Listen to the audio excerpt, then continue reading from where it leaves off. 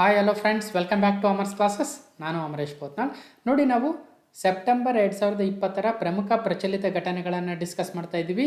ಅದರಲ್ಲಿ ವೀಕ್ 1ನಲ್ಲಿ 20 ಪ್ರಶ್ನೆಗಳು, ವೀಕ್ 2ಅಲ್ಲಿ 20 ಪ್ರಶ್ನೆಗಳು, ಇಂಪಾರ್ಟೆಂಟ್ ಆಗಿರ್ತಕ್ಕಂಥ ಕರೆಂಟ್ ಇವೆಂಟ್ಸನ್ನು ಫುಲ್ ಡೀಟೇಲ್ಡ್ ಅನಾಲಿಸಿಸ್ ಸಮೇತ ಡಿಸ್ಕಸ್ ಮಾಡಿದ್ವಿ ಅಲ್ವಾ. ಸೊ ಇವತ್ತಿನ ಈ ವಿಡಿಯೋದಲ್ಲಿ ನಾವು ವೀಕ್ 3 ಅಲ್ಲಿ 15 ಇಂಪಾರ್ಟೆಂಟ್ ಪ್ರಶ್ನೆ ಅನಿಸಿದ್ದಾವೆ. ಆ 15 ಇಂಪಾರ್ಟೆಂಟ್ ಘಟನೆಗಳನ್ನು ಡಿಸ್ಕಸ್ ಮಾಡ್ತಾ ಹೋಗೋಣ. ಮುಂದೆ ಬರ್ತಕ್ಕಂಥ STA, FDA, group C, police constable, PSI ಯಾವುದೇ ಎಕ್ಸಾಮ್ಗಳಿಗೆ ಯೂಸ್ ಆಗ್ತಕ್ಕಂಥ ಪ್ರಶ್ನೆಗಳಾಗ್ತವೆ. ಸೊ ನಾನು ನಿನ್ನೆ ಒಂದು ಪೋಲ್ ಯೂಟ್ಯೂಬ್ ಕಮ್ಯುನಿಟಿಲಿ ಹಾಕಿದ್ದೆ. ಆ ಪೋಲ್ಗೆ ನಿಮ್ಮಿಂದ ಒಳ್ಳೆ ರೆಸ್ಪಾನ್ಸ್ ಸಿಕ್ಕಿದೆ. ಭಾಳಷ್ಟು ಜನ FDA ಪ್ರಿಪೇರ್ ಆಗ್ತಾಯಿದ್ರಿ, KSC ಪ್ರಿಪೇರ್ ಆಗ್ತಾಯಿದ್ರಿ, ಗ್ರೂಪ್ ಸಿಗೆ ಪ್ರಿಪೇರ್ ಆಗ್ತಾಯಿದ್ರಿ, ಜೊತೆಗೆ ಇನ್ನಿತರ ಬೇರೆ ಬೇರೆ ಜಾಬ್ಸ್ಗಳಿಗೆ ಪ್ರಿಪೇರ್ ಆಗ್ತಾಯಿದ್ರಿ. ಯಾವ್ಯಾವ ಜಾಬ್ಸ್ ಅಂತ ನೀವು ಅದರಲ್ಲಿ ಹೇಳಿದಿರಿ. ಜೊತೆಗೆ ಯಾವ ಟಾಪಿಕ್ಸ್ ನಿಮ್ಗೆ ಯೂಸ್ ಆಗುತ್ತೆ ಅಂತಲೂ ಹೇಳಿದಿರಿ. ಆ ಎಲ್ಲ ಟಾಪಿಕ್ಗಳನ್ನ ಕವರ್ ಮಾಡ್ಕೊಡೋಕ್ಕೆ ನಾನು ಪ್ರಯತ್ನ ಮಾಡ್ತೀನಿ. ಓಕೆ, ಸೊ ಅದ್ರ ಜೊತೆಗೆ ಇನ್ನೊಂದು ಇಂಪಾರ್ಟೆಂಟ್ ಹೇಳ್ಬೇಕಾಗಿರ್ತಕ್ಕಂಥದ್ದು ಏನಂದರೆ, ಸೊ ನೋಡಿ, ಸೊ ವೀಕ್ಲಿ 2 ವೀಡಿಯೋಸ್ ಅಂದರೆ ಒಂದು ವೆಡ್ನೆಸ್ಡೇ, ಓಕೆ, ವೆಡ್ನೆಸ್ಡೇ 1 ವೀಡಿಯೋ ಮತ್ತು ಸಂಡೇ ಅಲ್ವಾ. ಸೊ ಈ 2 ದಿವಸ ಸೊ ನಾನು ವೆಡ್ನೆಸ್ಡೇ 1, ಸಂಡೇ 1 ವೀಡಿಯೋನ ಅಪ್ಲೋಡ್ ಮಾಡ್ತೀನಿ. ಓಕೆ, ಅದು ಬಿಟ್ಟರೆ ಇನ್ನೂ ಸಣ್ಣ ಪುಟ್ಟ ಅಪ್ಡೇಟ್ಸ್ ಇದ್ದರೆ ಅವುಗಳನ್ನ ಇನ್ ಬಿಟ್ವೀನ್ ನಾನು ಬಿಡ್ತೀನಿ. ಜೊತೆಗೆ ಸಾಧ್ಯ ಆದರೆ ಸೊ ಇನ್ನೊಂದಷ್ಟು ವೀಡಿಯೋಗಳನ್ನ ಬಿಡೋಕ್ಕೆ ಪ್ರಯತ್ನ ಮಾಡ್ತೀನಿ. ಬಟ್ ಮಿನಿಮಮ್ 1 ವೀಕಲ್ಲಿ 2 ವೀಡಿಯೋಸ್ ಅಂದರೆ ಒಂದು ವೆಡ್ನೆಸ್ಡೇ, ಇನ್ನೊಂದು ಸಂಡೇ ವೀಡಿಯೋಸ್ ಬಿಡ್ತೀನಿ. ಮತ್ತು ಭಾಳಷ್ಟು ಜನ ಬೇರೆ ಬೇರೆ ಟಾಪಿಕ್ ಕೇಳಿದಿರಿ. ನಾನು ಅದನ್ನು ಆ ಸರ್ವೇದು ಪೋಲ್ ಏನಿದೆ ಅದನ್ನು ಸಪ್ರೇಟ್ ಆಗಿರ್ತಕ್ಕಂಥ ಒಂದು ಕ್ವಿಕ್ ವೀಡಿಯೋದಲ್ಲಿ ಹೇಳ್ತೀನಿ. ಸೊ ಹಾಗಾದರೆ ಸೆಪ್ಟೆಂಬರ್ 2020 ವೀಕ್ 3 ಇಂಪಾರ್ಟೆಂಟ್ ಪ್ರಶ್ನೆಗಳನ್ನ ನೋಡ್ತಾ ಹೋಗೋಣ. ಓಕೆ, ಸೊ ಇಲ್ಲಿ ನನ್ನ ಒಂದು ಕಿರು ಪರಿಚಯ ಇದೆ, ನಿಮಗೆಲ್ಲ ಗೊತ್ತಿದೆ. BE from PESIT, MTech from IIT Kharagpur ಮತ್ತು ಬೇರೆ ಬೇರೆ ಪರೀಕ್ಷೆಗಳಲ್ಲಿ ಪಾಸ್ ಆಗಿರ್ತಕ್ಕಂಥ ಡೀಟೇಲ್ಸ್ ಇಲ್ಲಿದೆ. ಸೊ ನೋಡಿ, ಮುಂದೆ ಬರ್ತಕ್ಕಂಥ ಎಕ್ಸಾಮ್ಗಳಿಗೆ ಕರೆಂಟ್ ಇವೆಂಟ್ಸು ಭಾಳ ಯೂಸ್ ಆಗುತ್ತೆ ಅಂತ ಹೇಳ್ತಾ ಇದ್ದೆ. ನೋಡಿ, ಈ ಕರೆಂಟ್ ಇವೆಂಟ್ಸು ಎಲ್ಲ ಎಕ್ಸಾಮ್ಗಳಿಗೂ ಯೂಸ್ ಆಗುತ್ತೆ, irrespective of the exam you are writing, whether it is SDA, FDA, group C, police constable, PSI or central government exams or even KSET ಅಥವಾ ಇನ್ಯಾವುದೋ ಅಸಿಸ್ಟೆಂಟ್ ಪ್ರೊಫೆಸರ್ ಆಗಿರ್ಬೋದು, AE ಸಿವಿಲ್ ಹೇಳ್ತಾ ಇದ್ರಿ, ಆ ಎಲ್ಲ ಪೋಸ್ಟ್ಗಳಿಗೂ ಕರೆಂಟ್ ಇವೆಂಟ್ಸ್ ಕ್ವಶನ್ ಇದ್ದೇ ಇರುತ್ತೆ. ಹಾಗಾಗಿ ನೋಡಿ, 2019 ಜೂಲೈಯಿಂದ ಏನಿದಾವೆ ಕರೆಂಟ್ ಇವೆಂಟ್ಸ್ ಅವೆಲ್ಲನೂ ಇಂಪಾರ್ಟೆಂಟ್ ಆಗ್ತಾ ಹೋಗ್ತವೆ. ಸೊ ಕೆಲವೊಂದು ಮಂತಲ್ಲಿ ಜಾಸ್ತಿ ಕ್ವಶನ್ ಸಿಗ್ತವೆ, ಕೆಲವೊಂದು ಮಂತಲ್ಲಿ ಜಾಸ್ತಿ ಸಿಗಲ್ಲ. ಲಾಕ್ಡೌನ್ ಇತ್ತು, ಯಾವುದೇ ಈವೆಂಟ್ಸ್ ಆಗಿರಲಿಲ್ಲ, ಹಾಗಾಗಿ ಕಡಿಮೆ ಒಂದು ಕ್ವಶನ್ ಸಿಕ್ಕು. ನಂತರ ಜೂಲೈಯಲ್ಲಿ ನೋಡಿ, ಜೂಲೈಯಲ್ಲಿ 2 ಪಾರ್ಟ್ ಮಾಡಿದ್ವಿ. ಆಗಸ್ಟಿಂದ 4 ವೀಡಿಯೋಸ್ ಬಿಡ್ತಾ ಇದ್ದೀನಿ ನೋಡಿ, ಆಗಸ್ಟ್ ವೀಕ್ 1ನಿಂದ ವೀಕ್ 4ವರೆಗೂ. ಅದೇ ರೀತಿಯಾಗಿ ಸೆಪ್ಟೆಂಬರ್ ವೀಕ್ 1ನಲ್ಲಿ 20, ವೀಕ್ 2ಅಲ್ಲಿ 20, ವೀಕ್ 3ಯಲ್ಲೂ 15 ಪ್ರಶ್ನೆಗಳು ಇವತ್ತು ಡಿಸ್ಕಸ್ ಮಾಡ್ತಾ ಹೋಗ್ತೀವಿ.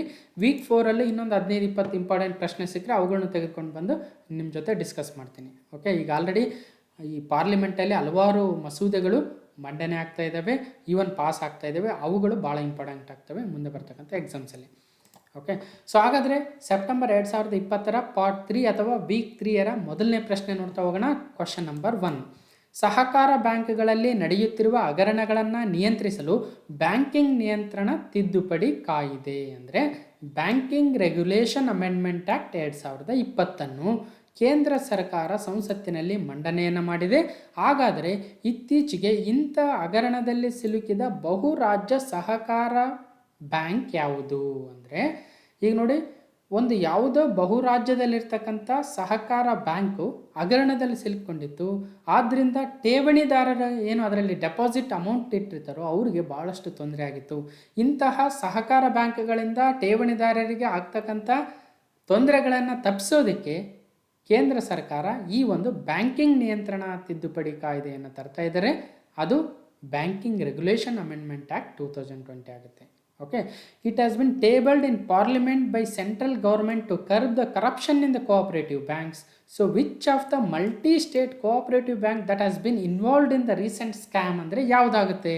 ಇತ್ತೀಚೆಗೆ ಹಗರಣದಲ್ಲಿರ್ತಕ್ಕಂಥ ಬಹು ರಾಜ್ಯಗಳಲ್ಲಿ ಪ್ರಸ್ತುತತೆಯನ್ನು ಹೊಂದಿರತಕ್ಕಂಥ ರಾಜ್ಯ ಸಹಕಾರ ಬ್ಯಾಂಕ್ ಯಾವುದು ಅಂದರೆ Punjab Maharashtra cooperative bank, Pune people's cooperative bank, Visakhapatnam cooperative bank limited, Shri Guru Raghavendra cooperative bank. ಅಂದರೆ ಸರಿಯಾದ ಉತ್ತರ ನೋಡಿ, ಪಂಜಾಬ್ ಮತ್ತು ಮಹಾರಾಷ್ಟ್ರ ಕೋಆಪರೇಟಿವ್ ಬ್ಯಾಂಕ್ ಅಂತಕ್ಕಂಥ PMC ಬ್ಯಾಂಕ್ ಏನಿದೆಯೋ ಅದು ಇತ್ತೀಚೆಗೆ ಹಗರಣದಲ್ಲಿ ಸಿಲುಕೊಂಡಿತ್ತು.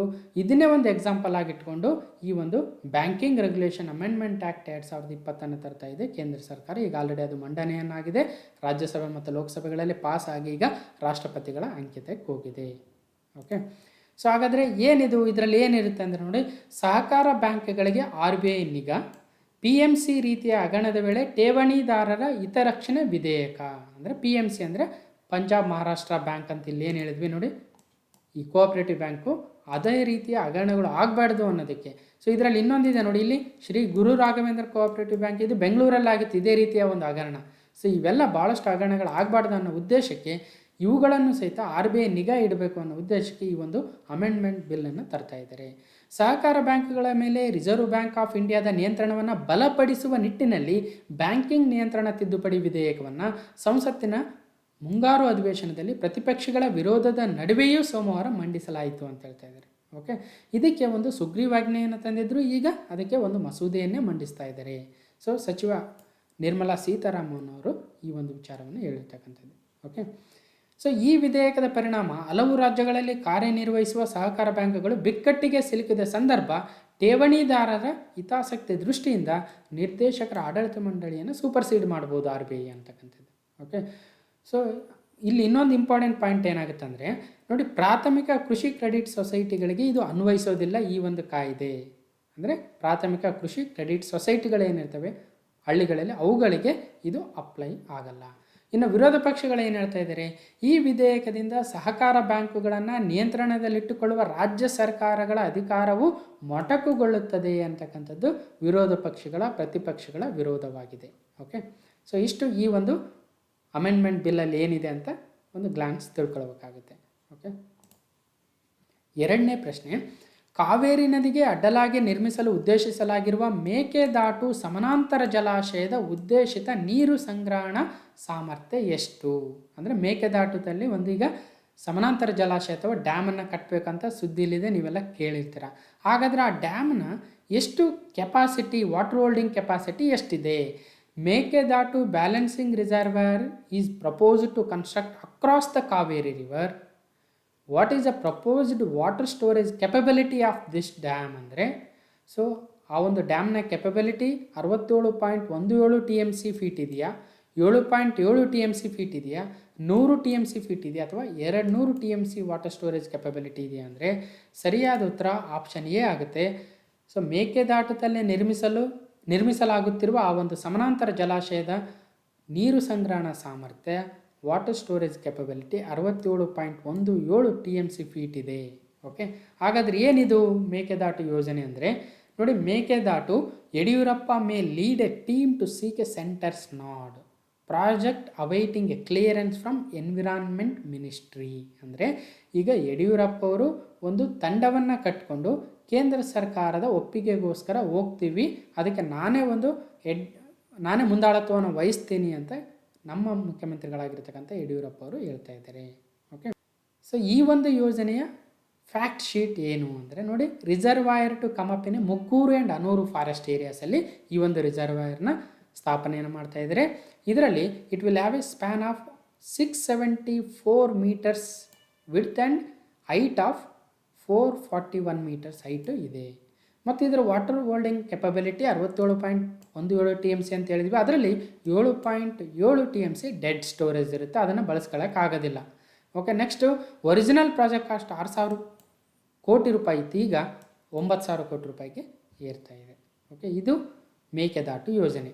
ಇದರಲ್ಲಿ ಇನ್ನೊಂದು ಸ್ವಲ್ಪ ಡೀಟೇಲ್ಸ್ ತಿಳ್ಕೊಳ್ಳೋದಾದರೆ ಇಲ್ಲಿ ಬರುತ್ತೆ ನೋಡಿ, ಮೇಕೆದಾಟು ಈ ಒಂದು ಹೊಸ ರಿಸರ್ವಾಯರನ್ನು ಡ್ಯಾಮನ್ನು ಕಟ್ಟಬೇಕು ಅಂತ ಇದ್ದಾರೆ. ಇದು ನೋಡಿ, ಇದು KRS ಡ್ಯಾಮ್ ಅಲ್ವಾ, ಕೃಷ್ಣರಾಜಸಾಗರ. ಇದಕ್ಕೆ ಹೇಮಾವತಿಯಿಂದ ಆರಂಗಿಯಿಂದ ಬಂದು ನೀರು ಅಲ್ಲಿ ಸೇರುತ್ತೆ. ಓಕೆ, ಆರಂಗಿ ಜಲಾಶಯ, ಹೇಮಾವತಿ ಜಲಾಶಯಗಳು ಅಲ್ಲಿಂದ ಬಿಟ್ಟಿರ್ತಕ್ಕಂಥ ನೀರು KRSಗೆ ಬಂದು ಸೇರುತ್ತೆ. ಇಲ್ಲಿಂದ ಮುಂದೆ ನೀರು ಈಗ ಹರಿಯುತ್ತೆ, ಅದಕ್ಕೆ ಕಬಿನಿ ಕೂಡ ಬಂದು ಜೊತೆಯಾಗುತ್ತೆ. ಓಕೆ, ಸೊ ಹಾಗಾದರೆ ಈ ನೀರನ್ನು ಬಿಳಿಗೊಂಡ್ಲು ಜಲಾಶಯದಿಂದ, ಇದು ಕರ್ನಾಟಕ ಮತ್ತು ತಮಿಳುನಾಡು ಬಾರ್ಡ್ರು, ಅಲ್ಲಿಂದ ಮೆಟ್ಟೂರು ಜಲಾಶಯಕ್ಕೆ ಹರಿಬಿಡ್ತಾ ಇದ್ರು. ಓಕೆ, ಸೊ ಈಗ ಏನು ಮಾಡ್ತಾ ಇದ್ದಾರೆ, ಮೆಟ್ಟೂರು ಜಲಾಶಯದಲ್ಲಿ ಹಿಂದೆ ಅಲ್ಲಿ ಎಷ್ಟು ಒಂದು ನೀರನ್ನು ಕರ್ನಾಟಕ ಹರಿಬಿಟ್ಟಿದೆ ಅಂತ ಲೆಕ್ಕ ಮಾಡಬೇಕಾದ್ರೆ ಅದನ್ನು ಮೆಟ್ಟೂರು ಜಲಾಶಯದಲ್ಲಿ ಕ್ಯಾಲ್ಕುಲೇಟ್ ಮಾಡ್ತಾಯಿದ್ರು. ಆದರೆ ನಾವು ಬಿಟ್ಟಿರೋ ನೀರಿಗೂ ಮೆಟ್ಟೂರು ಜಲಾಶಯದಲ್ಲಿ ಅವ್ರು ಹೇಳ್ತಕ್ಕಂಥ ನೀರಿಗೂ ಅಲ್ಲಿ ಮ್ಯಾಚ್ ಆಗ್ತಾ ಇರಲಿಲ್ಲ, ಸ್ವಲ್ಪ ಕಡಿಮೆ ತೋರಿಸ್ತಾ ಇದ್ರು. ಅದಕ್ಕೋಸ್ಕರ ನಂತರದ ದಿನಗಳಲ್ಲಿ ಏನಾಯಿತು, ಬಿಳಿಗೊಂಡ್ಲು ಹತ್ರ ಏನಿದೆಯೋ ಆ ಜಲಾಶಯ ಅಲ್ಲಿ ಆ ಒಂದು ಮೆಜರಿಂಗ್ ಪಾಯಿಂಟನ್ನು ಮಾಡ್ತಾರೆ.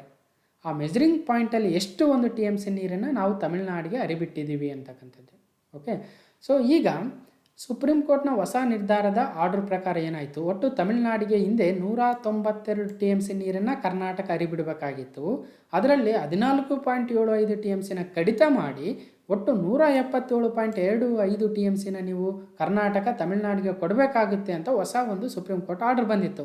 ಹಾಗಾಗಿ ಈಗ ಕರ್ನಾಟಕದ ವಾದ ಏನಂದರೆ, ನಮ್ಮ ನೀರನ್ನು ನಾವು KRS ಅಲ್ಲಾದರೂ ಸ್ಟೋರ್ ಮಾಡ್ಕೊಳ್ತೀವಿ, ಮೇಕೆದಾಟಲ್ಲಾದರೂ ಹೊಸ ಒಂದು ಡ್ಯಾಮನ್ನು ಕಟ್ಟಿ ಅಲ್ಲಿ ಸ್ಟೋರ್ ಮಾಡ್ಕೊಳ್ತೀವಿ. ಅದರ ಉದ್ದೇಶ ಏನಾಗಿರುತ್ತೆ ಅಂದರೆ, ಕುಡಿಯುವ ನೀರಿನ ಯೋಜನೆಗಾಗಿ ನಾವು ಮೇಕೆದಾಟನ್ನು ತರ್ತಾ ಇದ್ದೀವಿ ಅಂತ ಹೇಳ್ತಾ ಇದ್ದಾರೆ. ಇನ್ನೊಂದು ಇಲ್ಲಿ ಇಂಪಾರ್ಟೆಂಟ್ ಪಾಯಿಂಟ್ ಏನಂದರೆ, ಇವರು ತಮಿಳುನಾಡವರು ಇಲ್ಲ ಮೇಕೆದಾಟು ಯೋಜನೆಗೆ ನಾವು ಒಪ್ಪಿಗೆ ಕೊಡೋದಿಲ್ಲ ಅಂತ ಹೇಳ್ತಾ ಇದ್ದಾರೆ. ಆದರೆ ಕರ್ನಾಟಕದ ವಾದ ಏನು, ನಾವು ಒಟ್ಟು 177.25 TMC ನೀರನ್ನು ಬಿಳಿಗೊಂಡ್ಲುವಿನಿಂದ ಬಿಟ್ಟೇ ಬಿಡ್ತೀವಿ, ಉಳಿದಿರ್ತಕ್ಕಂಥ ನೀರನ್ನು ನಾವು ಮೇಕೆದಾಟಲ್ಲಾದರೂ ಸ್ಟೋರ್ ಮಾಡ್ಕೊಳ್ತೀವಿ, ಇಲ್ಲ KRS ಅಲ್ಲಾದರೂ ಸ್ಟೋರ್ ಮಾಡ್ಕೊಳ್ತೀವಿ ಅಂತಕ್ಕಂಥದ್ದು ಕರ್ನಾಟಕದ ವಾದ ಆಗುತ್ತೆ. ಸೊ ಹಾಗಾಗಿ ಇಲ್ಲಿ ನೋಡಿ, KRS ಇಂದ ಬಿಟ್ಟಿರ್ತಕ್ಕಂಥ ನೀರು ಈಗ ಮೇಕೆದಾಟಿಗೆ ಹೋಗಬೇಕು, ಮೇಕೆದಾಟುವಿನಿಂದ ಬಿಳಿಗೊಂಡ್ಲಿಗೆ ಹೋಗುತ್ತೆ, ಬಿಳಿಗೊಂಡ್ಲಿಯಿಂದ ಅಲ್ಲಿಂದ ವಾಟ್ರು ಅಲ್ಲಿ ಮೆಜರ್ಮೆಂಟ್ ಮಾಡಿ ಅಲ್ಲಿಂದ ಮೆಟ್ರೋಗೆ ತಮಿಳುನಾಡಿಗೆ ನೀರನ್ನು ಹರಿಬಿಡ್ತಾರೆ. ಸೊ ಹೀಗೆ ಈ ಒಂದು ಪ್ರೋಸೆಸ್ಸಲ್ಲಿ ಈ ಮೇಕೆದಾಟು ಯೋಜನೆ ಭಾಳ ಇಂಪಾರ್ಟೆಂಟ್ ಆಗುತ್ತೆ.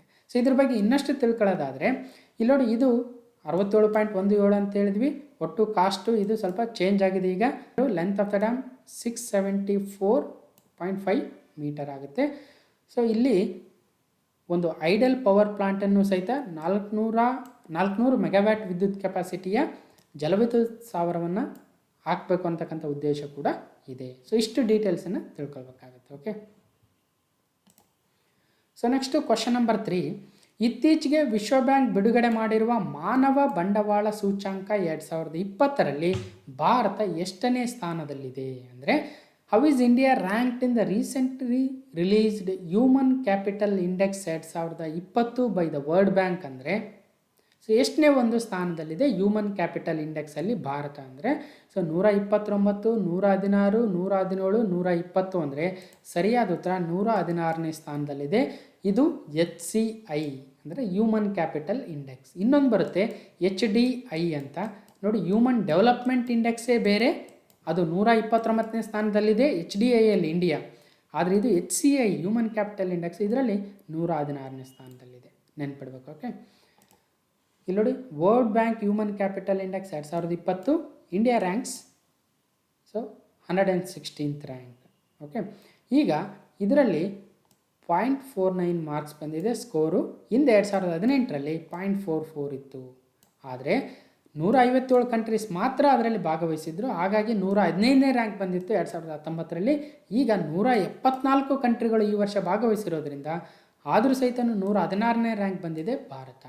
ಓಕೆ, ಸೊ ಇನ್ನೊಂದು ನೋಡಿ, according to the report more than 1 billion children are out of school amid ಕೋವಿಡ್-19 ಇರೋದ್ರಿಂದ 1 ಬಿಲಿಯನ್ ಮಕ್ಕಳು ಈಗ ಸ್ಕೂಲಿಂದ ಹೊರಗಡೆ ಇದ್ದಾರೆ ಅಂತಕ್ಕಂಥದ್ದು.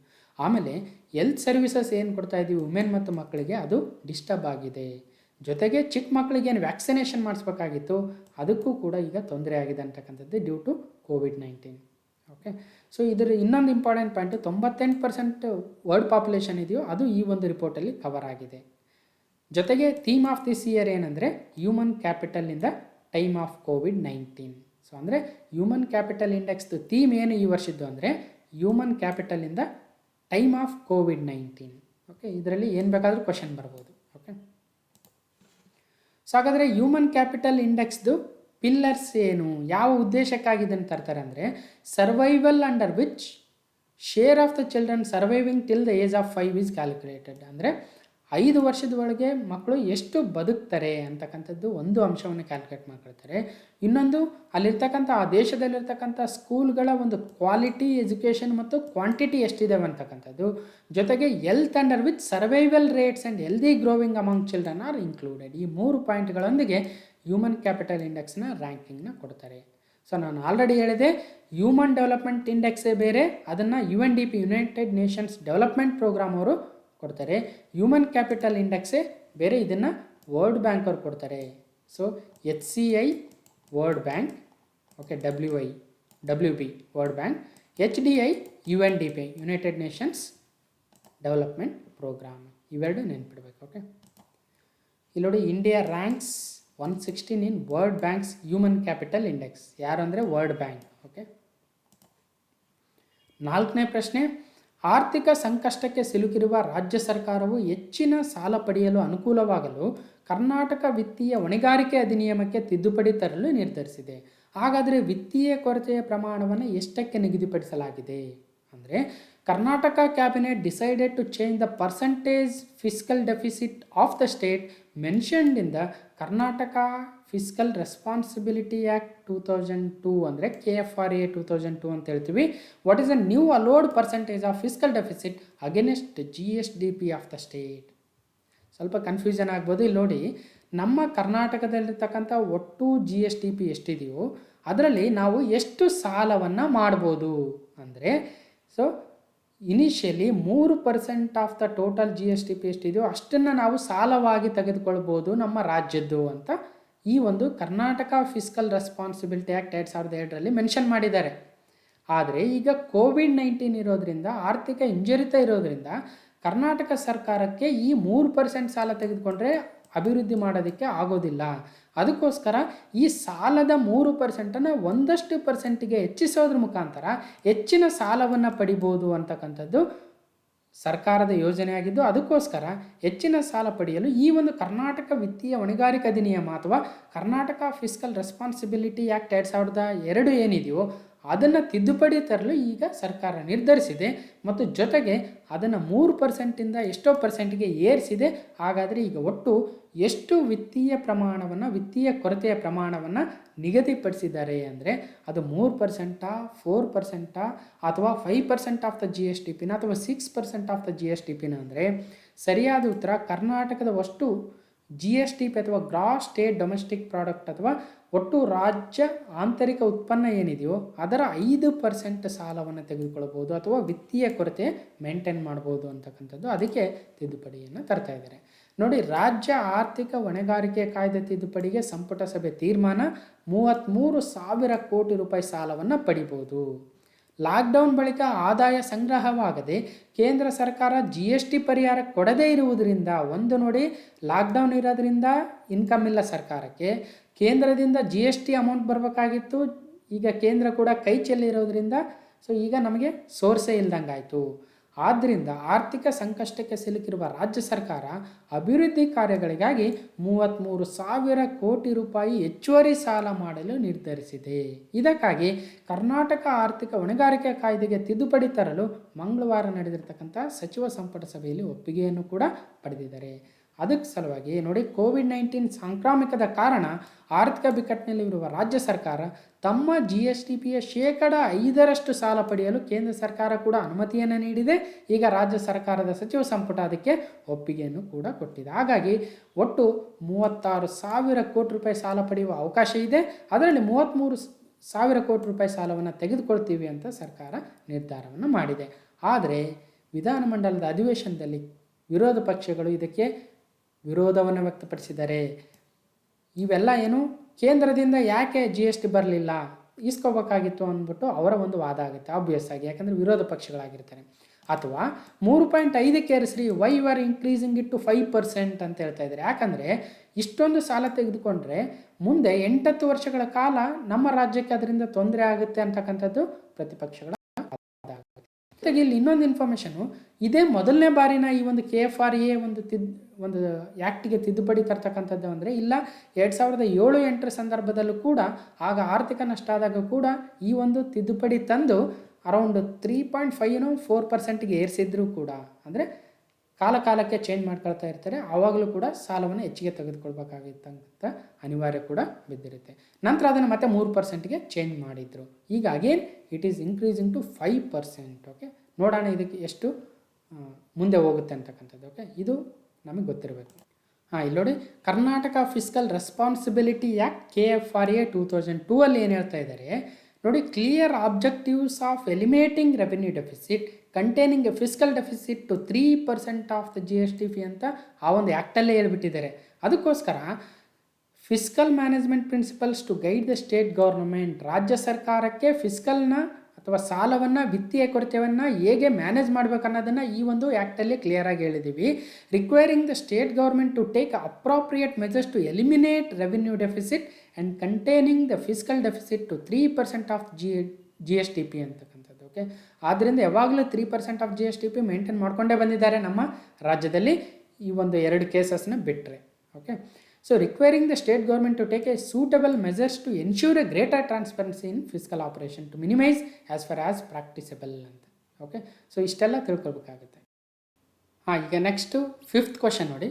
ಯಾವ ಜೇನುಹುಳು ಪ್ರಭೇದವನ್ನು ರಾಜ್ಯ ಕೀಟ ಎಂದು ಘೋಷಿಸಲು ಕರ್ನಾಟಕ ಜೀವ ವೈವಿಧ್ಯ ಮಂಡಳಿಯು ರಾಜ್ಯ ಸರ್ಕಾರಕ್ಕೆ ಶಿಫಾರಸು ಮಾಡಿದೆ?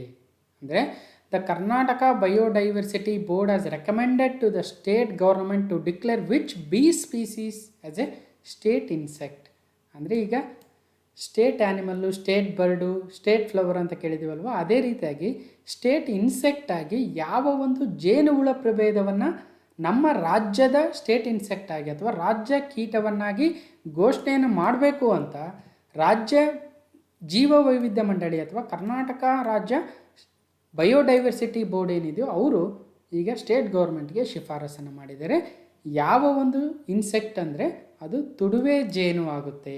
ಸೊ ಇಲ್ಲಿ ಯಾವುದೇ ಆಪ್ಷನ್ ಕೊಟ್ಟು ಕನ್ಫ್ಯೂಸ್ ಮಾಡೋಕ್ಕೆ ಹೋಗಿಲ್ಲ ನಾನು, ಡೈರೆಕ್ಟಾಗಿ ನಮ್ಮ ಸ್ಥಳೀಯ ಜೇನುಹುಳ ಅಥವಾ ಜೇನು ಕಟ್ಕೊಳ್ತಾವಲ್ವ ಆ ಜೇನುಹುಳವನ್ನೇ ನಾವು ರಾಜ್ಯ ಕೀಟವನ್ನಾಗಿ ಮಾಡಬೇಕು ಅಂತ ಈಗ ಶಿಫಾರಸನ್ನು ಮಾಡಿದ್ದಾರೆ. ಇಲ್ಲಿ ನೋಡಿ, ತುಡವಿ ಜೇನು ಸೀತಾಳೆ ಆರ್ಕಿಡ್ಗೆ ರಾಜ್ಯಪಟ್ಟ. ಓಕೆ, ವನ್ಯಜೀವಿ ಕಾಯ್ದೆ ಅನ್ವಯ ಸ್ಥಳೀಯ ಹಾಗೂ ನೈಸರ್ಗಿಕವಾದ ಜೇನು ಪ್ರಭೇದ ಅಡವಿ ತುಡವಿ ಜೇನುಹುಳವನ್ನು ರಾಜ್ಯ ಕೀಟ ಮತ್ತು ಮಲೆನಾಡು ಮತ್ತು ಕರಾವಳಿಯ ಮಳೆಕಾಡಿನ ಸಸ್ಯವರ್ಗಗಳ ಪ್ರತಿನಿಧಿಯಾದ ಸೀತಾಳೆ ಆರ್ಕಿಡನ್ನು ರಾಜ್ಯ ಆರ್ಕಿಡ್ ಎಂದು ಘೋಷಿಸಬೇಕು ಎಂದು ಕರ್ನಾಟಕ ರಾಜ್ಯ ಜೀವ ವೈವಿಧ್ಯ ಮಂಡಳಿ ಸರ್ಕಾರಕ್ಕೆ ಶಿಫಾರಸನ್ನು ಮಾಡಿದೆ. ಇಲ್ಲಿ ನೋಡಿ, ಇದೇ ಸೀತಾಳೆ ಆರ್ಕಿಡ್. ಓಕೆ, ಸೊ ಇನ್ನು ತುಡವಿ ಜೇನು ನಮ್ಮ ಹೊಲದ ಬದುಗಳಲ್ಲಿ ನಮ್ಮ ಲೋಕಲಲ್ಲಿ ಕಾಣಸಿಗುತ್ತಲ್ವ, ಅದನ್ನು ನಾವು ಅಡವಿ ತುಡವಿ ಜೇನುಹುಳ ಅಂತ ಕರಿತೀವಿ. ಅದನ್ನು ಈಗ ಸ್ಟೇಟ್ ಇನ್ಸೆಕ್ಟ್ ಆಗಿ ಮತ್ತು ಸ್ಟೇಟ್ ಆರ್ಕಿಡ್ ಆಗಿ ಈ ಸೀತಾಳೆ ಆರ್ಕಿಡನ್ನು ಘೋಷಣೆ ಮಾಡಬೇಕು ಅಂತ ಈಗ ಅನಂತ ಹೆಗಡೆ ಆಶೀಸರು ಏನು ನೇತೃತ್ವವನ್ನು ವಹಿಸಿದ್ರು ಆ ಒಂದು ನಿಯೋಗ, ಅವರು ಈ ಒಂದು ಜೀವ ವೈವಿಧ್ಯ ಮಂಡಳಿ ಅಧ್ಯಕ್ಷರು ಕೂಡ ಆಗಿದ್ದಾರೆ.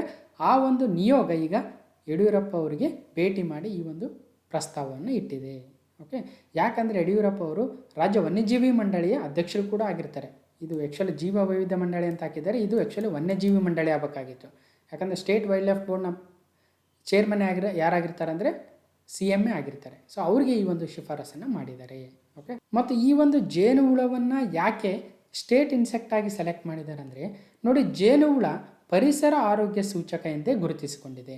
ಅದರ ಪರಾಗಸ್ಪರ್ಶದಿಂದ ಬೀಜೋತ್ಪಾದನೆ ಹೆಚ್ಚಾಗುವುದನ್ನು ಅಧ್ಯಯನಗಳು ಸಾಬೀತುಪಡಿಸಿದ್ದಾವೆ ಮತ್ತು ಜೇನುತುಪ್ಪಕ್ಕೆ ಒಂದು ಒಳ್ಳೆಯ ಆರೋಗ್ಯ ಗುಣ ಇದೆ ಅಂತಕ್ಕಂಥದ್ದು, ನಮಗೆಲ್ಲ ಔಷಧೀಯ ಗುಣ ಇದೆ ಅಂತಕ್ಕಂಥದ್ದು ಗೊತ್ತಿದೆ. ಓಕೆ, ಇನ್ನು ರಾಜ್ಯದಲ್ಲಿ 175ಕ್ಕೂ ಹೆಚ್ಚು ಸೀತಾಳೆ ಗಿಡಗಳ ಪ್ರಭೇದಗಳನ್ನು ವಿಜ್ಞಾನಿಗಳು ಗುರುತಿಸಿದರೆ ರಾಷ್ಟ್ರೀಯ ಮತ್ತು ಅಂತಾರಾಷ್ಟ್ರೀಯ ಪುಷ್ಪೋದ್ಯಮಗಳಲ್ಲಿ ಈ ಒಂದು ಆರ್ಕಿಡ್ಗಳಿಗೆ ಒಳ್ಳೆಯ ಬೇಡಿಕೆ ಇದೆ ಅಂತಕ್ಕಂಥದ್ದು. ಆದ್ದರಿಂದ ರಾಜ್ಯದ ಜೈವಿಕ ಸಂಪತ್ತಿನ ಪ್ರತೀಕವಾಗಿರ್ತಕ್ಕಂಥ ಈ ಸೀತಾಳೆ ಆರ್ಕಿಡನ್ನು ಇಲ್ಲಿದೆಯಲ್ವ, ಇದನ್ನು ರಾಜ್ಯಪಟ್ಟ ನೀಡಬೇಕು ಅಥವಾ ಸ್ಟೇಟ್ ಆರ್ಕಿಡ್ ಆಗಿ ಮಾಡಬೇಕು ಅಂತಕ್ಕಂಥದ್ದು ಶಿಫಾರಸನ್ನು ಮಾಡಿದ್ದಾರೆ. ಸೊ ಇವು ಇತ್ತೀಚೆಗೆ ಬಂದಿರತಕ್ಕಂಥ ನ್ಯೂಸ್ ಆಗಿರೋದ್ರಿಂದ ಮುಂದೆ ಬರ್ತಕ್ಕಂಥ ಎಕ್ಸಾಮ್ಗಳಿಗೆ ಭಾಳ ಯೂಸ್ ಆಗ್ತವೆ. ಇನ್ನು ವನ್ಯಜೀವಿ ಕಾಯ್ದೆ ಅಡಿಯಲ್ಲಿ ಈಗಾಗಲೇ ಕಮಲದ ಹೂವನ್ನು ಸ್ಟೇಟ್ ಫ್ಲವರ್ ಆಗಿ ಅಥವಾ ರಾಜ್ಯದ ಹೂವಾಗಿ ಮತ್ತು ಆನೆಯನ್ನು ರಾಜ್ಯ ಪ್ರಾಣಿಯನ್ನಾಗಿ ಅಥವಾ ಸ್ಟೇಟ್ ಆ್ಯನಿಮಲ್ ಆಗಿ, ಶ್ರೀಗಂಧವನ್ನು ರಾಜ್ಯ ವೃಕ್ಷವಾಗಿ ಅಥವಾ ಸ್ಟೇಟ್ ಟ್ರೀ ಆಗಿ, ನೀಲಕಂಠವನ್ನು ರಾಜ್ಯ ಪಕ್ಷಿಯಾಗಿ ಸ್ಟೇಟ್ ಬರ್ಡ್ ಆಗಿ, ಓಕೆ, ಸದರ್ನ್ ಬರ್ಡ್ ವಿಂಗ್ ಪಾತರಗಿತ್ತಿಯನ್ನು ರಾಜ್ಯ ಪಾತರಗಿತ್ತಿ ಅಥವಾ ಸ್ಟೇಟ್ ಬಟರ್ಫ್ಲೈ ಆಗಿ ಆಲ್ರೆಡಿ ನೋಟಿಫೈ ಆಗಿದ್ದಾವೆ. ಅದೇ ರೀತಿಯಾಗಿ ಈಗ ಅದೇ ಸಾಲಿನಲ್ಲಿ ಸ್ಟೇಟ್ ಇನ್ಸೆಕ್ಟ್ ಆಗಿ ತುಡವಿ ಜೇನು, ಸ್ಟೇಟ್ ಆರ್ಕಿಡ್ ಆಗಿ ಸೀತಾಳೆ ಆರ್ಕಿಡು ಮೋಸ್ಟ್ಲಿ ಘೋಷಣೆ ಆದರೂ ಆಗ್ಬೋದು. ಓಕೆ, ಹಾಗಾದರೆ ಕರ್ನಾಟಕ ಬಯೋಡೈವರ್ಸಿಟಿ ಬೋರ್ಡನ್ನು ಸ್ವಲ್ಪ ತಿಳ್ಕೊಬೇಕಾಗತ್ತೆ, ಯಾಕಂದರೆ ಬೇರೆ ಬೇರೆ ಎಕ್ಸಾಮಲ್ಲಿ ಬರ್ಬೋದು. ಈಗ ಇದರ ಒಂದು ಚೇರ್ಮನ್ ಆಗಿ ಯಾರಿದ್ದಾರೆ ಅಂದರೆ ಅನಂತ ಹೆಗಡೆ ಆಶೀಸರು ನೆನಪಿಡಬೇಕು. ಓಕೆ, ಸೊ ಇದನ್ನು 2003ರಲ್ಲಿ ಸ್ಥಾಪನೆಯನ್ನು ಮಾಡ್ತಾರೆ according to the biological diversity act 2002. So biological diversity act 2002ರಲ್ಲಿ ಏನು ಬಂತು ಅದರ ಒಂದು ಆ್ಯಕ್ಟಲ್ಲಿರ್ತಕ್ಕಂಥ ರೂಲ್ಸ್ ಪ್ರಕಾರ ಕರ್ನಾಟಕ ಸ್ಟೇಟಲ್ಲೂ ಸಹಿತ ಕರ್ನಾಟಕ ಬಯೋಡೈವರ್ಸಿಟಿ ಬೋರ್ಡ್ ಅಥವಾ ಸ್ಟೇಟ್ ಜೀವ ವೈವಿಧ್ಯ ಮಂಡಳಿಯನ್ನು ಸ್ಥಾಪನೆಯನ್ನು ಮಾಡಿದ್ದಾರೆ.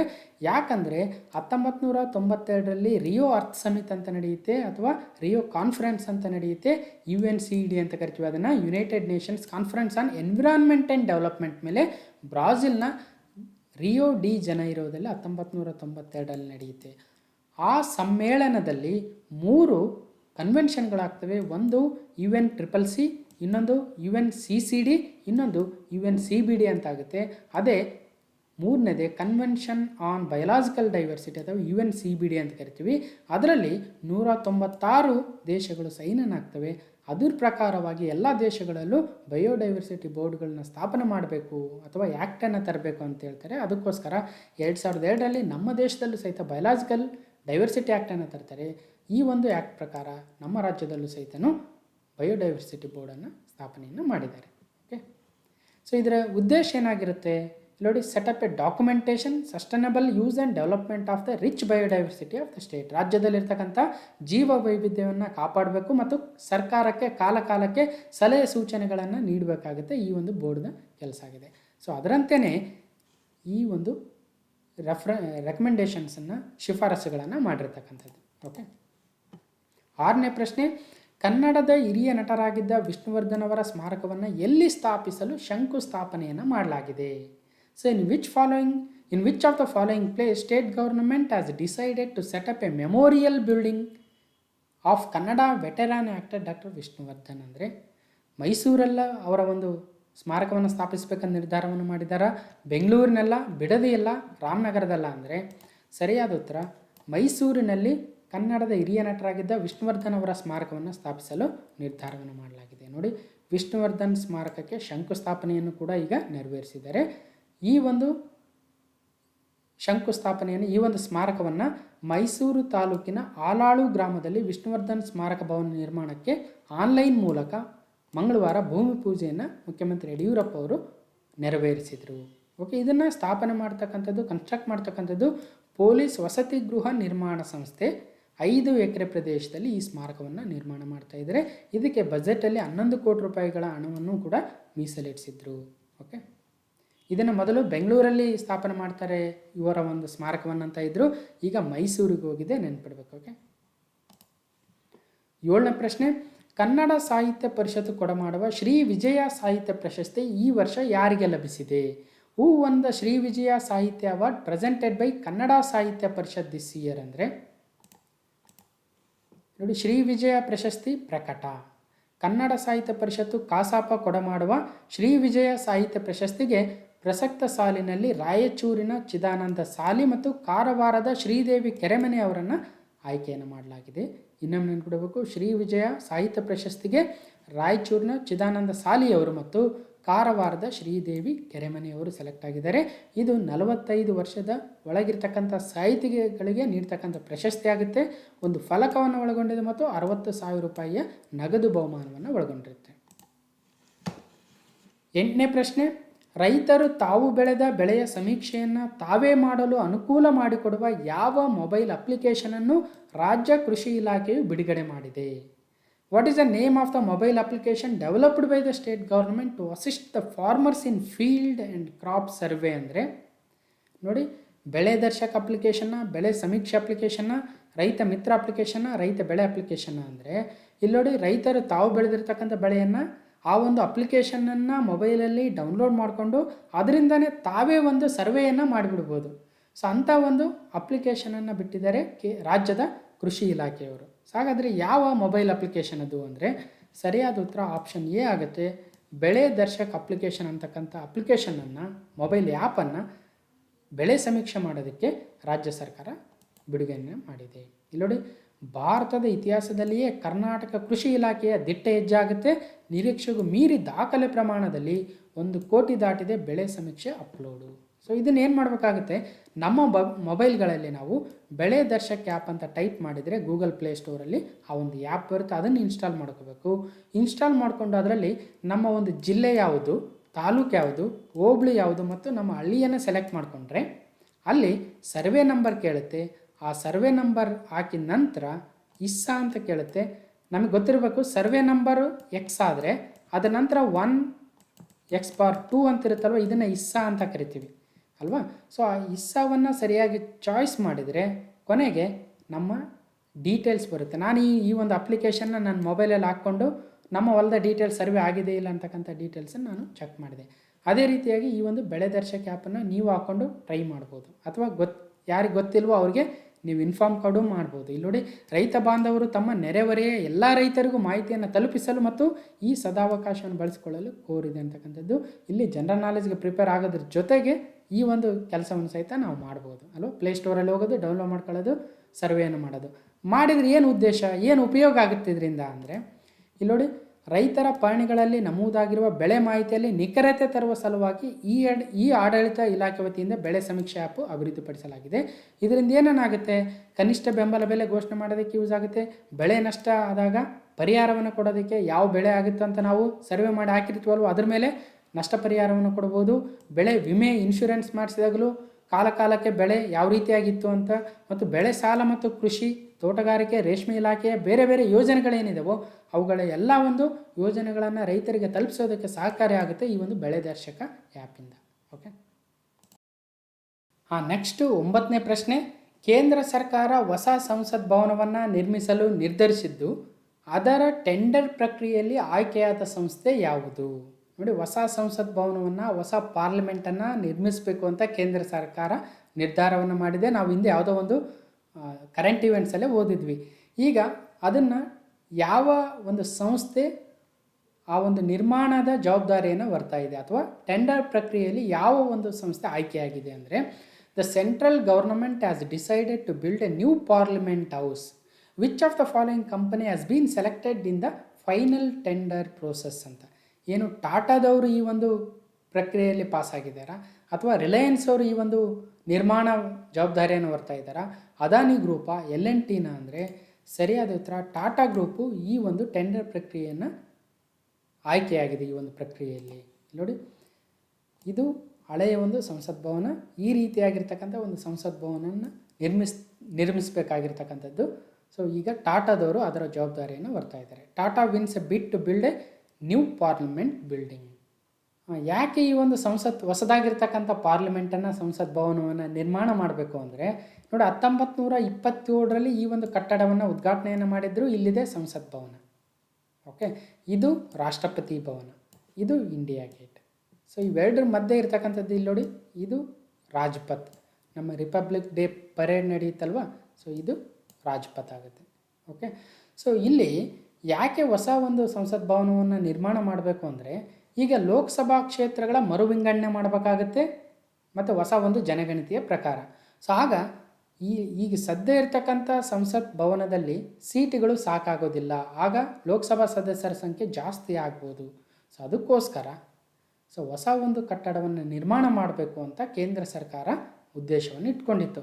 2024ರಲ್ಲಿ ಹೊಸ ಸರ್ಕಾರ ಅಸ್ತಿತ್ವಕ್ಕೆ ಬರುತ್ತಲ್ವ, ಆಗ ಹೊಸ ಒಂದು ಭವನದಲ್ಲಿಯೇ ನಾವು ಇರ್ಬೋದು ಅಂತಕ್ಕಂಥದ್ದು ಅವರ ಒಂದು ಪ್ಲಾನ್ ಆಗಿದೆ.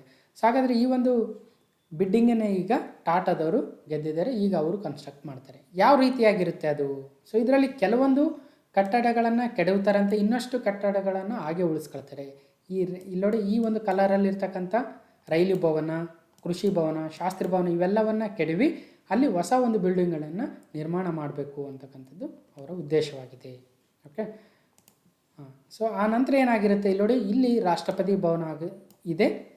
ಸೊ ಈಗ ಹೊಸದಾಗಿರ್ತಕ್ಕಂಥ ನ್ಯೂ ಪಾರ್ಲಿಮೆಂಟ್ ಹೌಸ್ ಇಲ್ಲಿ ಕನ್ಸ್ಟ್ರಕ್ಟ್ ಆಗುತ್ತೆ. ಸೊ ಜೊತೆಗೆ ಈ ಹಳೆಯ ಪಾರ್ಲಿಮೆಂಟ್ ಹೌಸನ್ನು ಮ್ಯೂಸಿಯಮ್ ಆಗಿ ಮಾಡಬೇಕು ಅಂತಕ್ಕಂಥದ್ದು ಉದ್ದೇಶವನ್ನು ಇಟ್ಕೊಂಡಿದ್ದಾರೆ. ಇಲ್ಲಿ ನ್ಯೂ ಪ್ರೈಮ್ ಮಿನಿಸ್ಟರ್ಸ್ ರೆಸಿಡೆನ್ಸ್ ಬರುತ್ತೆ ಮತ್ತು ಹೊಸ ಪ್ರಧಾನಮಂತ್ರಿಗಳ ಕಚೇರಿ ಕೂಡ ಇಲ್ಲಿ ನಿರ್ಮಾಣ ಆಗುತ್ತೆ. ಓಕೆ, ಇನ್ನು ರಾಜ್ಪಥ್ ಇಲ್ಲಿದೆ ನೋಡಿ.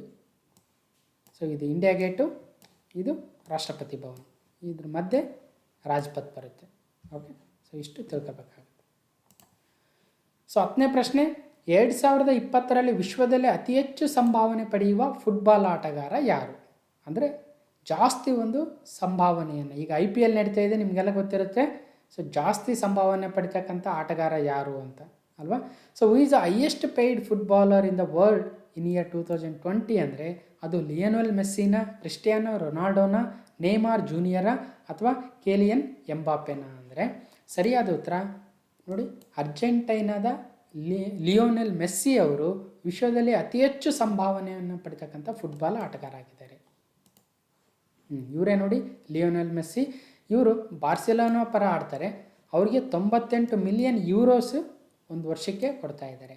ನೆಕ್ಸ್ಟ್ ಸೆಕೆಂಡ್ ಪ್ಲೇಸಲ್ಲಿ ಕ್ರಿಸ್ಟಿಯಾನೋ ರೊನಾಲ್ಡೋ ಜುವೆಂಟಸ್ ಪರವಾಗಿ ಆಡ್ತಾರೆ, 91 ಮಿಲಿಯನ್ನು. ಇವರು ಪೋರ್ಚುಗಲ್ ಆಟಗಾರ. 3ನೇ ಸ್ಥಾನದಲ್ಲಿ 75 ಮಿಲಿಯನ್ ಯೂರೋಸನ್ನು ಪಡಿತಕ್ಕಂಥ ನೇಮಾರು ನೋಡಿ PSG ಪರ ಆಡ್ತಾ ಇದ್ದಾರೆ. ಇವರು ಬ್ರಾಜಿಲ್ನ ಫುಟ್ಬಾಲರ್. ಇನ್ನು 4ನೇ ಸ್ಥಾನದಲ್ಲಿ 33 ಮಿಲಿಯನ್ PSG ಪರ ಆಡ್ತಕ್ಕಂಥ ಕೈಲಿಯನ್ ಎಂಬಾಪೆ, ಇವರು ಫ್ರಾನ್ಸ್ ಅವರು. ಓಕೆ, ಸೊ ಇಲ್ಲಿ 98 ಮಿಲಿಯನ್ ಅಂದರೆ ಎಷ್ಟಾಗುತ್ತೆ ನೋಡಿ, 98 ಮಿಲಿಯನ್ ಯೂರೋಸ್. 1 ಯೂರೋ ಅಂದರೆ ಸುಮಾರು 85 ರೂಪಾಯಿ, ಇದು ಇವತ್ತಿನ ಪ್ರಕಾರ ಅಲ್ವಾ? ಈಗ 1 ಮಿಲಿಯನ್ ಅಂದರೆ 10 ಲಕ್ಷ ಅಲ್ವಾ? ಸೊ ಇಲ್ಲಿ 8.5 ಕೋಟಿ ಆಯಿತು. 10 ಲಕ್ಷ ಇಂಟು 85 ರೂಪಾಯಿ ಮಾಡಿ 8.5 ಕೋಟಿ ಆಯಿತು ಅಂತ. ಸುಮಾರು 100 ಮಿಲಿಯನ್ ಅಂದರೆ ಸೊ 850 ಕೋಟಿ ರೂಪಾಯಿ ಸಿಗುತ್ತೆ ಒಂದು ವರ್ಷ ಅಲ್ವಾ? ಬಟ್ IPL ಆಡಿದರೆ ಅಷ್ಟು ಸಿಗಲ್ಲ. ಅದಕ್ಕೋಸ್ಕರ ಫುಟ್ಬಾಲನ್ನು ಏನು ಅತಿ richest game in the world ಅಂತ ಕರಿತೀವಿ. ನಮ್ಮ ಇಂಡಿಯಾದಲ್ಲಿ ಅಷ್ಟು ಫೇಮಸ್ ಇಲ್ಲ, ಬಟ್ ಬೇರೆ ಬೇರೆ ದೇಶಗಳಲ್ಲಿ, ಪ್ರಪಂಚದ ಜಾಸ್ತಿ ದೇಶಗಳಲ್ಲಿ ಫುಟ್ಬಾಲೇ ಸ್ಪೋರ್ಟ್. ನಮ್ಮ ಇಂಡಿಯಾದಲ್ಲಿ ಕ್ರಿಕೆಟ್ ಯಾವ ಥರ ಇದೆಯೋ ಅದೇ ರೀತಿಯಾಗಿ ಫೇಮಸ್ ಆಗಿರ್ತಕ್ಕಂಥ ಸ್ಪೋರ್ಟ್ ಅಂದರೆ ಅದು ಫುಟ್ಬಾಲ್ ಆಗುತ್ತೆ. ಓಕೆ, ಸೊ ನೆಕ್ಸ್ಟು 11ನೇ ಪ್ರಶ್ನೆ, ಪ್ರತಿ ವರ್ಷ ನಡೆಯುವ ಅಕ್ಕಾ ಸಮ್ಮೇಳನವು ಯಾವ ದೇಶದಲ್ಲಿ ನೆಲೆಸಿರುವ ಕನ್ನಡಿಗರು ನಡೆಸುವ ಸಮ್ಮೇಳನವಾಗಿದೆ? Which of the following country Kannadiga residents arranges Akka Sammelana every year? ಅಂದರೆ ಏನು UK ದಲ್ಲಿರ್ತಕ್ಕಂಥ ಕನ್ನಡಿಗರು ಸೇರಿ ಈ ಒಂದು ಅಕ್ಕಾ ಸಮ್ಮೇಳನವನ್ನು ನಡೆಸ್ತಾ ಇದ್ದಾರೆ, ಅಥವಾ ರಷ್ಯಾದವರ ಅಥವಾ USA ದಲ್ಲಿರ್ತಕ್ಕಂಥ ನಮ್ಮ ಕನ್ನಡಿಗರು ಸೇರಿ ಆ ಒಂದು ಸಮ್ಮೇಳನವನ್ನು ನಡೆಸ್ತಾ ಇದ್ದಾರೆ, ಅಥವಾ ಅರಬ್ ಕಂಟ್ರೀಸ್? ಅಂದರೆ ಸರಿಯಾದ ಉತ್ತರ ವೆರಿ ಫೇಮಸ್ಸು, USA ದಲ್ಲಿರ್ತಕ್ಕಂಥ ನಮ್ಮ ಕನ್ನಡಿಗರು ಈ ಒಂದು ಅಕ್ಕಾ ಸಮ್ಮೇಳನವನ್ನು ಪ್ರತಿ ವರ್ಷ ಮಾಡ್ತಾ ಬರ್ತಾ ಇದ್ದಾರೆ.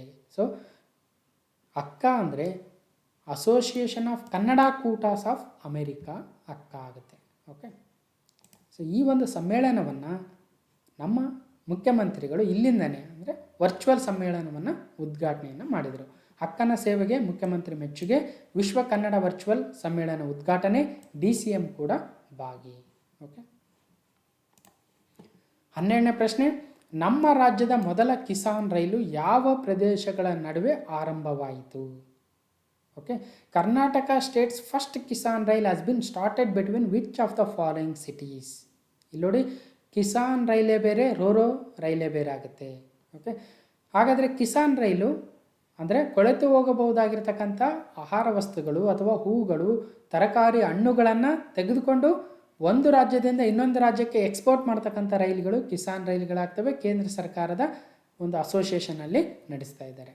ಸೊ ಅಂಥ ಒಂದು ಕಿಸಾನ್ ರೈಲು ಮೊದಲನೇ ಬಾರಿಗೆ ನಮ್ಮ ರಾಜ್ಯದಿಂದ ಯಾವ ಯಾವ ಪ್ರದೇಶಗಳ ನಡುವೆ ಆರಂಭವಾಯಿತು ಅಂದರೆ ಬೆಂಗಳೂರು ನಿಜಾಮುದ್ದೀನ್, ದೇವಲಾಲಿ ದಾನಾಪುರ, ನೆಲಮಂಗಲ ಸೋಲಾಪುರ, ಹುಬ್ಳಿ ಗೋವಾ. ಅಂದರೆ ಸರಿಯಾದ ಉತ್ತರ ಬೆಂಗಳೂರು ನಿಜಾಮುದ್ದೀನ್ ಅಂದರೆ ದೆಹಲಿ. ಸೊ ಈ 2 ಪ್ರದೇಶಗಳ ನಡುವೆ ನಮ್ಮ ರಾಜ್ಯದ ಮೊದಲ ಕಿಸಾನ್ ರೈಲು ಆರಂಭವಾಯಿತು. ಓಕೆ, ಇನ್ನು ದೇವಲಾಲಿ ದಾನಾಪುರ ಅಂತಕ್ಕಂಥದ್ದು ಮಹಾರಾಷ್ಟ್ರ ಮತ್ತು ಬಿಹಾರಗಳ ಮಧ್ಯೆ ನಡೆದ ಮೊದಲನೇ ಕಿಸಾನ್ ರೈಲು, ನಮ್ಮ ದೇಶದಲ್ಲಿಯೇ ಮೊದಲನೇ ಕಿಸಾನ್ ರೈಲು ಮಹಾರಾಷ್ಟ್ರದ ದೇವಲಾಲಿ, ಬಿಹಾರದ ದಾನಾಪುರ ನಡುವೆ ಸ್ಟಾರ್ಟ್ ಆಗಿತ್ತು. ನಮ್ಮ ಕರ್ನಾಟಕದ ಮೊದಲ ಕಿಸಾನ್ ರೈಲು ಬೆಂಗಳೂರು ಮತ್ತು ನಿಜಾಮುದ್ದೀನ್ ನಡುವೆ ನಡೀತಾ ಇದೆ. ಇನ್ನು ನೆಲಮಂಗಲ ಮತ್ತು ಸೋಲಾಪುರ ನಡುವೆ ರೋರೋ ರೈಲು ನಡೆದಿತ್ತು. ಓಕೆ, ನೆನ್ಪಿಡಬೇಕು, ರೋರೋ ರೈಲು ಫಸ್ಟ್ ನೆಲಮಂಗಲದಿಂದ ಸೋಲಾಪುರಕ್ಕೆ ಹೋಗಿತ್ತು. ನೋಡಿ, ರಾಜ್ಯದ ಮೊದಲ ಕಿಸಾನ್ ರೈಲು ಸಂಚಾರ ಸೆಪ್ಟೆಂಬರ್ 19ಕ್ಕೆ. ಬೆಂಗಳೂರು ನಿಜಾಮುದ್ದೀನ್ ನಡುವೆ ರಾಜ್ಯದಿಂದ ಮೊದಲ ಕಿಸಾನ್ ವಿಶೇಷ ರೈಲು ಸೆಪ್ಟೆಂಬರ್ 19ರಂದು ಬೆಂಗಳೂರಿನ ಕ್ರಾಂತಿವೀರ ಸಂಗೊಳ್ಳಿ ರಾಯಣ್ಣ ನಿಲ್ದಾಣದಿಂದ ಹೊರಡಲಿದೆ ಅಂತ ನ್ಯೂಸ್ ಆಗಿದೆ. ಓಕೆ, ಸೊ ನೋಡಿ, Kisan rail service from state to commence on September 19. The train will run between Bengaluru and H Nizamuddin. 13ನೇ ಪ್ರಶ್ನೆ, IPL ಕ್ರಿಕೆಟ್ ಇತಿಹಾಸದಲ್ಲಿ 100 ಪಂದ್ಯಗಳನ್ನು ಗೆದ್ದ ಮೊದಲ ನಾಯಕ ಯಾರು? Who is the first captain to win 100 matches in the history of IPL cricket ಅಂದರೆ ಸಚಿನ್ ತೆಂಡೂಲ್ಕರ್, ವಿರಾಟ್ ಕೊಹ್ಲಿ, ಮಹೇಂದ್ರ ಸಿಂಗ್ ಧೋನಿ, ರೋಹಿತ್ ಶರ್ಮಾ ಅಂದರೆ ಸರಿಯಾದ ಉತ್ತರ. MS ಧೋನಿ ಅವರು IPL ಕ್ರಿಕೆಟ್ ಇತಿಹಾಸದಲ್ಲಿ 100 ಪಂದ್ಯಗಳನ್ನು ಗೆದ್ದಿರ್ತಕ್ಕಂಥ ಫಸ್ಟ್ ಕ್ಯಾಪ್ಟನ್ ಆಗ್ತಾರೆ. ಸೊ 100 ಮ್ಯಾಚಸ್ನ ಅವರು ನಾಯಕನಾಗಿ ಗೆದ್ದಿದ್ದಾರೆ ಅಂತಕ್ಕಂಥದ್ದು ನೋಡಿ. 100 IPL ಪಂದ್ಯ ಗೆದ್ದ ಮೊದಲ ನಾಯಕ ಮಹೇಂದ್ರ ಸಿಂಗ್ ಧೋನಿ ಶನಿವಾರ ಕಳೆದ ಆವೃತ್ತಿಯ ಚಾಂಪಿಯನ್ ಮುಂಬೈ ಇಂಡಿಯನ್ಸ್ ತಂಡವನ್ನು ಉದ್ಘಾಟನಾ ಪಂದ್ಯದಲ್ಲಿ ಮಣಿಸುವುದರೊಂದಿಗೆ IPLನಲ್ಲಿ 100 ಪಂದ್ಯ ಗೆದ್ದ ಮೊದಲ ನಾಯಕನಾಗಿ ದಾಖಲೆಯನ್ನು ನಿರ್ಮಿಸಿದರು. ಯಾಕಂದರೆ ನೋಡಿ, ಇವರು ಮೊದಲು IPL ನಡೆದಾಗಲಿಂದಲೂ ಸುಮಾರು ಚೆನ್ನೈ CSK ತಂಡದಿಂದ ಫೈನಲ್ಗೆ ಹೋಗಿದ್ದರು, 2-3 ಸಲ ಕಪ್ಪನ್ನು ಗೆದ್ದಿದ್ದಾರೆ, ಸೆಮಿಫೈನಲ್ಗೆ ಹೋಗಿದ್ದಾರೆ. ಸೊ ಎಷ್ಟೆಲ್ಲ ಒಂದು ಅಚೀವ್ಮೆಂಟ್ ಆಗಿದೆ ಇವರ ಅಂಡರಲ್ಲಿ. ಸೊ ಹಾಗಾಗಿ ಅವರು ಅತಿ ಹೆಚ್ಚು ಒಂದು ಪಂದ್ಯಗಳನ್ನು ನಾಯಕರಾಗಿ ಗೆದ್ದಿರ್ತಕ್ಕಂಥವ್ರು, ಅದು 100 ಪಂದ್ಯಗಳನ್ನು ದಾಟಿರ್ತಕ್ಕಂಥವ್ರು ಈಗ ಇವರೇ ಆಗ್ತಾರೆ. ಇನ್ನು 14ನೇ ಪ್ರಶ್ನೆ, ಕೇಂದ್ರ ಆರೋಗ್ಯ ಇಲಾಖೆಯು ಜಾರಿಗೆ ತಂದಿರುವ ಮೊಬೈಲ್ ಫೋನ್ ಮೂಲಕ ಚಿಕಿತ್ಸೆ ಒದಗಿಸುವ ಟೆಲಿಮೆಡಿಸಿನ್ ಕಾರ್ಯಕ್ರಮದ ಹೆಸರೇನು? What is the name of the telemedicine service initiated by the central health ministry ಅಂದರೆ ಸಂಜೀವಿನಿ, ಆರೋಗ್ಯ, ಟೆಲಿಹೆಲ್ತ್, ನನ್ ಆಫ್ ದಿ ಅಬವ್ ಅಂದರೆ ಸರಿಯಾದ ಉತ್ತರ ಸಂಜೀವಿನಿ ಆಗುತ್ತೆ. ನೋಡಿ, ಈ ಒಂದು ಮೊಬೈಲ್ ಫೋನ್ ಮೂಲಕ ಚಿಕಿತ್ಸೆ ಒದಗಿಸ್ತಕ್ಕಂಥ ಒಂದು ಪ್ರೋಗ್ರಾಮ್ ಆಗುತ್ತೆ. COVID-19 ಟೈಮಲ್ಲಿ ಭಾಳ ಉಪಯೋಗಕ್ಕೆ ಬರ್ತಕ್ಕಂಥ ಪ್ರೋಗ್ರಾಮ್ ಆಗುತ್ತೆ. ಓಕೆ, ಇದರಲ್ಲಿ ಏನು ಮಾಡ್ಬೋದು ನೋಡಿ, ಆನ್ಲೈನ್ ಡಾಕ್ಟರ್ನ ಕಾಂಟ್ಯಾಕ್ಟ್ ಮಾಡ್ಬೋದು ಥ್ರೂ ಫೋನ್ ಮುಖಾಂತರ. ಸೊ ಇಲ್ಲಿ ನೋಡಿ, ಸಂಜೀವಿನಿ ಹೌ ಟೆಲಿಮೆಡಿಸಿನ್ ವರ್ಕ್ಸ್ ಅಂದರೆ ಮೊದಲು ಏನು ಮಾಡಬೇಕು, ಆ ಒಂದು ಆ್ಯಪನ್ನು ಇನ್ಸ್ಟಾಲ್ ಮಾಡ್ಕೋಬೇಕು. ಅದರಲ್ಲಿ receive patient ID and token on SMS ಮುಖಾಂತರ ಪೇಷಂಟ್ IDನ ತೊಗೋಬೇಕಾಗುತ್ತೆ. ತೆಗೆದುಕೊಂಡು ಲಾಗಿನ್ ಆಗಬೇಕಾಗುತ್ತೆ ಥ್ರೂ ದಟ್ ಪೇಷಂಟ್ ID. ಅದಾದಮೇಲೆ ವೆಯ್ಟ್ ಮಾಡಬೇಕಾಗುತ್ತೆ. ನಂತರ ವಿಡಿಯೋ ಕಾಲ್ ಮುಖಾಂತರ ಸಮಸ್ಯೆಗಳನ್ನು ಹೇಳ್ಕೋಬೋದು ಮತ್ತು ಅದಕ್ಕೆ ಡಾಕ್ಟ್ರಿಂದ ಸಲಹೆಗಳನ್ನು ಪಡಿಬೋದು ಥ್ರೂ ಮೊಬೈಲ್ ಓನ್ಲಿ. ಸೊ ಅದನ್ನೇ ಸಂಜೀವಿನಿ ಪ್ರೋಗ್ರಾಮ್ ಅಂತ ಕರಿತೀವಿ. ಸೊ ಇನ್ನು 15ನೇ ಪ್ರಶ್ನೆ ಮತ್ತು ಸೆಪ್ಟೆಂಬರ್ 2020 ವೀಕ್ 3ಯ ಕೊನೆಯ ಪ್ರಶ್ನೆ ನೋಡಿ, ಲಾಕ್ಡೌನ್ ಕಾರಣದಿಂದಾಗಿ ಸಾಲ ಮರುಪಾವತಿ ಆಗದೆ ಸಾಲಗಳು ಸುಸ್ತಿಯಾಗುವುದನ್ನು ತಡೆಯಲು ಕೈಗೊಳ್ಳಬೇಕಾದ ಕ್ರಮಗಳ ಬಗ್ಗೆ ಶಿಫಾರಸುಗಳನ್ನು ನೀಡಲು ರಿಸರ್ವ್ ಬ್ಯಾಂಕ್ ಆಫ್ ಇಂಡಿಯಾ ಯಾರ ನೇತೃತ್ವದಲ್ಲಿ ಸಮಿತಿಯನ್ನು ರಚಿಸಿದೆ ಅಂದರೆ The Reserve Bank of India is constituted a committee to recommend what steps should be taken to prevent loans from being unpaid due to lockdown. Who is head of this committee? ಅಂದರೆ ಈಗ ನೋಡಿ, lockdown ಆಗಿದೆ, ಸಾಲ ಮರುಪಾವತಿ ಮಾಡೋಕ್ಕಾಗ್ತಾಯಿಲ್ಲ, ಯಾಕಂದರೆ ಇನ್ಕಮ್ಮೇ ಇಲ್ಲ. So ಹಾಗಾಗಿ ನಾನ್ performing asset ಆಗಬಾರ್ದು ಅಥವಾ ಸಾಲಗಳು ಸುಸ್ತಿ ಆಗಬಾರ್ದು. ಹಾಗಾದರೆ ಏನು ಕ್ರಮಗಳನ್ನು ಕೈಗೊಳ್ಳಬೇಕು ಅನ್ನೋದಕ್ಕೆ ರಿಸರ್ವ್ ಬ್ಯಾಂಕ್ ಆಫ್ ಇಂಡಿಯಾದವರು ಒಂದು ಸಮಿತಿಯನ್ನು ರಚಿಸಿದರು. ಆ ಕಮಿಟಿಯು ರೆಕಮೆಂಡೇಷನ್ಗಳನ್ನು ಕೊಡಬೇಕಾಗುತ್ತೆ. ಒಂದು ಅಧ್ಯಯನವನ್ನು ಮಾಡಿ ಕೊಡಿ ಅಂತ ಆ ಒಂದು ಕಮಿಟಿಯನ್ನು ರಚಿಸಿದರು.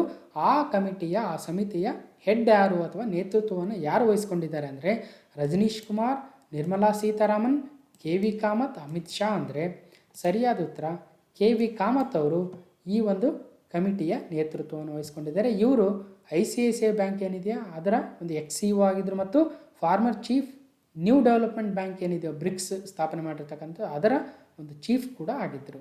ಸೊ ಅವರಿಗೆ ಬ್ಯಾಂಕಿಂಗ್ ಬಗ್ಗೆ ಭಾಳಷ್ಟು ಐಡಿಯಾ ಇರೋದ್ರಿಂದ ಅವರ ನೇತೃತ್ವದಲ್ಲಿ ಈ ಒಂದು ಸಮಿತಿಯನ್ನು ರಚನೆಯನ್ನು ಮಾಡಿದ್ದಾರೆ. ಇದನ್ನು ನಾವು ಹಿಂದೆ ಯಾವುದೋ ಒಂದು ಕರೆಂಟ್ ಇವೆಂಟ್ಸಲ್ಲಿ ಆಲ್ರೆಡಿ ನೋಡಿದ್ವಿ.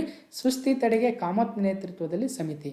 ಈಗ ಕ್ವಶನ್ ಯಾಕೆ ಇದನ್ನು ರೈಸ್ ಮಾಡಿದ್ದೀನಿ ಅಂದರೆ ಈ ಸಮಿತಿ ಈಗ ಆಲ್ರೆಡಿ ರಿಪೋರ್ಟನ್ನು ಕೊಟ್ಟಿದೆ. ಹಾಗಾದರೆ ಆ ರಿಪೋರ್ಟಲ್ಲಿ ಏನಿದೆ ಅಂತಕ್ಕಂಥದ್ದು ನೆಕ್ಸ್ಟ್ ಪ್ರಶ್ನೆ ಆಗುತ್ತೆ ಅಲ್ವಾ.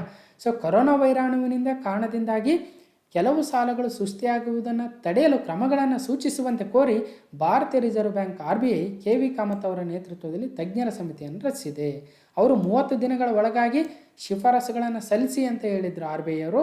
ಅದಕ್ಕೆ ತಕ್ಕಂತೆ ಈಗ ಅವರು ಆ ಒಂದು ಕಮಿಟಿಯ ರಿಪೋರ್ಟನ್ನು ಕೊಟ್ಟಿದ್ದಾರೆ. ಅದರಲ್ಲಿ ಏನಿದೆ ಅಂತಕ್ಕಂಥದ್ದು ನೋಡಿ. Sectors like textiles, wholesale trade, roads, engineering are most affected by pandemic. ಕೋವಿಡಿಂದ ಈ ಒಂದು ಕ್ಷೇತ್ರಗಳು ಭಾಳ ಎಫೆಕ್ಟ್ ಆಗಿದ್ದಾವೆ. ಜೊತೆಗೆ ಸೆಕ್ಟರ್ಸ್ ಅಂಡರ್ಗೋಯಿಂಗ್ ಸ್ಟ್ರೆಸ್ ಯಾವ್ಯಾವ ಅಂದರೆ ನಾನ್ ಬ್ಯಾಂಕಿಂಗ್ ಫೈನಾನ್ಷಿಯಲ್ ಕಂಪನೀಸ್, NBFCs ಅಂತ ಕರಿತೀವಲ್ವಾ, ಅಂದರೆ ಬ್ಯಾಂಕ್ ಅಲ್ಲದೆ ಇರತಕ್ಕಂಥ ಬ್ಯಾಂಕ್ಸ್ ಈ ಲೋನ್ ಕೊಡ್ತಾ ಇರ್ತಾರೆ, ವೆಹಿಕಲ್ ಲೋನ್ಸು ಅಥವಾ ಹೋಮ್ ಲೋನ್ಸ್ ಅಂತ ಒಂದು ಬ್ಯಾಂಕ್ಗಳಾಗಿರ್ತವೆ. ರಿಯಲ್ ಎಸ್ಟೇಟು, ಸ್ಟೀಲ್ ಕಂಪನೀಸ್ ಇವೆಲ್ಲ ಭಾಳ ಹೊಡೆತವನ್ನು ತೆಗೆದುಕೊಂಡಿದ್ದಾವೆ ಡ್ಯೂ ಟು COVID-19. ಹಾಗಾದರೆ ಏನು ಮಾಡಬೇಕು? Key recommendations of the committee ಏನೇನೆಂದರೆ it has recommended to keep a ಡೆಬ್ಟ್ coverage ratio 1 or more than 1. ಅಂದರೆ ಆ ಒಂದು ಕಂಪನಿಯ ಡೆಬ್ಟ್ ಕವರೇಜ್ ರೇಷಿಯೋ ಎಷ್ಟಿದೆಯೋ ಅದನ್ನು 1 ಅಥವಾ 1ಕ್ಕಿಂತ ಜಾಸ್ತಿ ಮೇಂಟೈನ್ ಮಾಡಿ ಅಂತ ರೆಕಮೆಂಡೇಷನ್ ಕೊಟ್ಟಿದ್ದಾರೆ. ಇಲ್ಲಿ ನಾನು ಡೆಬ್ಟ್ ಕವರೇಜ್ ರೇಷಿಯೋ ಏನಂತ ಎಕ್ಸ್ಪ್ಲೇನ್ ಮಾಡೋಕ್ಕೆ ಹೋಗಲ್ಲ, ಯಾಕಂದರೆ ಮುಂದೆ ಒಂದು ಎಕನಾಮಿಕ್ಸ್ ಕ್ಲಾಸ್ಗಳಲ್ಲಿ ನಾನು ಅದನ್ನು ಎಕ್ಸ್ಪ್ಲೇನ್ ಮಾಡ್ತೀನಿ.